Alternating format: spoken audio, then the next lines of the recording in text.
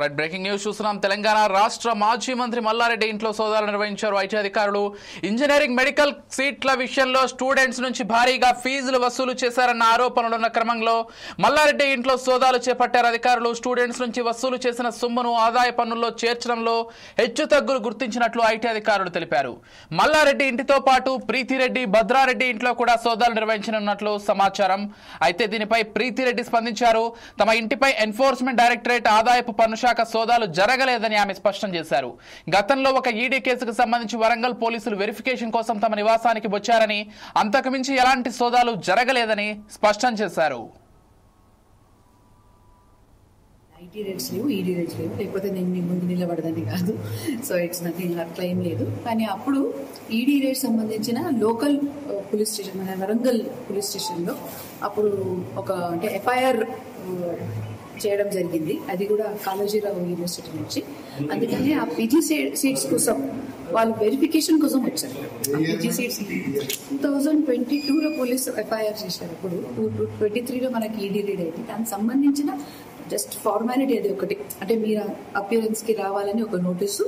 అది కాకుండా కొన్ని వాళ్ళ వెరిఫికేషన్స్ ఉన్నాయి. ఆ వెరిఫికేషన్స్ కోసం వచ్చాం. ఇది ఐటీ రేడ్ కాదు, ఈడీ రేడ్ కాదు. ఇప్పుడు మనం డీమ్డ్ యూనివర్సిటీ ఉన్నాం కాబట్టి ఎంసీసీ రూల్స్ ప్రకారం అంటే మొత్తం మన మెడికల్ కామన్ కౌన్సిలింగ్ తగ్గట్టుగా అన్ని సీట్స్ ఏది ఉన్నా కూడా కౌన్సిలింగ్ తగ్గట్టుగానే పోతాయి, మెరిటే పోతుంది. ఎవరు కూడా ఇట్లా ఒకవేళ రేపు మా సిస్టర్ కి కూడా సీట్ కావాలన్నా, లేకపోతే మా డాటర్ లేకపోతే సన్ కి కూడా సీట్ కావాలన్నా పాసిబుల్ లేదు. అది బయట వచ్చిన రూపాయలు తప్పంటారు.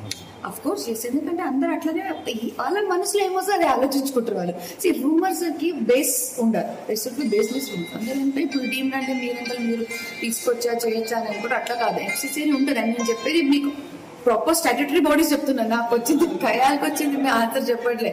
స్టాట్యూటరీ రూల్స్ ఏమున్నాయంటే ఎంసీసీ ద్వారా కౌన్సిలింగ్ ద్వారా అడ్మిషన్స్ అవుతాయి. సో అదే ఫాలో చేస్తాం. ఐటీ రేడ్ కాదు, ఈడీ రేడ్. నేను చెప్తున్నా అట్లా అంటే మీరందరూ లోపల అలాగే ఉండరు. ఒకవేళ ఐటీ ఈడీ ఉంటే అంత స్ట్రిక్ట్ గా ఉంటుంది. దీనికన్నా ముందు జరిగింది, దానికి సంబంధించిన పోలీస్ వెరిఫికేషన్కి వచ్చారు. రైట్, మాజీ మంత్రి మల్లారెడ్డి ఇంట్లో ఐటీ సోదాలు జరిగినట్లుగా సమాచారం అంతా. ఇదే అంశానికి సంబంధించి మరింత సమాచారం అంచడానికి మా ప్రతినిధి లెనిన్ ఫోన్ ద్వారా సిద్ధంగా ఉన్నారు. ఎస్, చెప్పండి లెనిన్. అంటే ప్రీతిరెడ్డి ఏమో అసలు ఎటువంటి ఐటీ సోదాలు జరగలేదు, కేవలం గతంలో జరిగినటువంటి ఒక సోదాలకు సంబంధించి కేవలం ఒక విచారణ మాత్రమే జరిగిందంటూ చెప్పుకొస్తున్నారు. అసలు మొత్తంగా ఏం జరిగింది లెనిన్? ఇదే ఏదైతే కోంపల్లిలో మాజీ మంత్రి మల్లారెడ్డి కుమారుడు భద్రారెడ్డి ఏదైతే రాజభవనంపై అదనపు పన్ను అధికారులు అయితే ఇవాళ సోదాలు అయితే నిర్వహించినట్లు సమాచారం. ఏదైతే మల్లారెడ్డి హాస్పిటల్ సూరారంలోని మల్లారెడ్డి మెడికల్ కాలేజ్ ఆర్థిక లావాదేవీలను పరిశీలించినట్లయితే ప్రచారం జరుగుతుంది. ఏదైతే అనుమానాస్పదంగా భారీ స్థాయిలో నగదు లావాదేవీలు జరుగుతుండడంతో ఐటీ అధికారులు సోదాలు చేశారనే పుకార్లు అయితే వచ్చాయి. ఈ మేరకు మల్లారెడ్డి హాస్పిటల్ ఏదైతే చైర్మన్ భద్రారెడ్డి నివాసంలో ఐటీ అధికారులు అయితే సోదాలు నిర్వహించినట్లయితే జోరుగా ప్రచారం అయితే జరుగుతుంది. అయితే ఏదైతే ఆన్లైన్ నగదు రూపంలో ఇటీవల ఆర్థిక లావాదేవీలకు సంబంధించి భద్రారెడ్డి కుటుంబ సభ్యులకు ఐటీ అధికారులు అయితే ప్రశ్నించారని చెప్పేసి కూడా వార్తలు వచ్చాయి.